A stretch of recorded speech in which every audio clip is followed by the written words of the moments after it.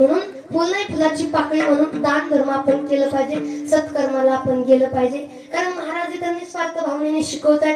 आपल्या भागचं वैभव आहे तर आपल्या माणसाला आपण मोठं केलं पाहिजे, आपल्या माणसाला आपण पाठबळ दिलं पाहिजे. म्हणून खरंच एकदा महाराजांसाठी जोरदार टाळ झाला पाहिजे. हे लेकरं घडवणं म्हणजे सोपी गोष्ट नाही. इथं आपलं स्वतःचं लेकरं आपल्याला आवडत नाही, ते नीट ऐकत नाही. इथं एवढ्या गावची एवढी लेकर निस्वार्थ भावनेने शिकवायची म्हणजे एवढी सोपी गोष्ट नाही.